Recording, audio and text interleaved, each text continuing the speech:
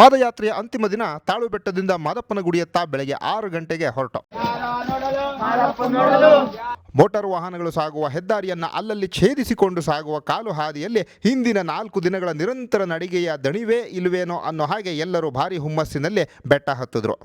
ಎತ್ತರಕ್ಕೆ ಹೋದಂತೆಲ್ಲ ಒಣಪತನಶೀಲ ಸಸ್ಯವರ್ಗ ಕಳೆದು ಅರೆ ನಿತ್ಯ ಹರಿದ್ವರ್ಣ ಹಾಗೂ ನಿತ್ಯ ಹರಿದ್ವರ್ಣ ಸಸ್ಯವರ್ಗ ನಮ್ಮನ್ನ ಬರುಮಾಡಿಕೊಂಡು 8 ಗಂಟೆಗೆಲ್ಲ ಆನೆದಿಬ್ಬ ತಲುಪಿ ಅಲ್ಲಿ ಉಪಹಾರಕ್ಕೆ ಅಂತ ಬಿಸಿ ಬಿಸಿ ಬಾತು ಲಾಡು ಸವಿದು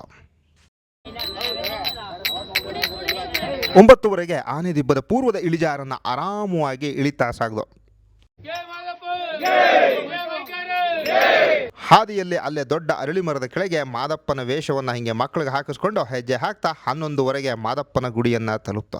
ಪಾದಯಾತ್ರಿಗಳ ವಿಶೇಷ ಸಾಲಿನಲ್ಲಿ ನಿಂತು ಮಾದಪ್ಪನ ಗುಡಿಯೊಳಗೆ ಹೋಗಿ ದರ್ಶನ ಮಾಡಿ ನಂತರ ದಾಸೋಹ ಭವನಕ್ಕೆ ಹೋಗಿ ಅನ್ನಪ್ರಸಾದವನ್ನು ಸೇವಿಸಿ ಮಾದಪ್ಪನ ಕ್ಷೇತ್ರದಲ್ಲಿ 1 ದಿನ ಕಳೆದು ಆಮೇಲೆ ಎಲ್ಲ ನಮ್ಮ ಊರುಗಳಿಗೆ ಬಂದು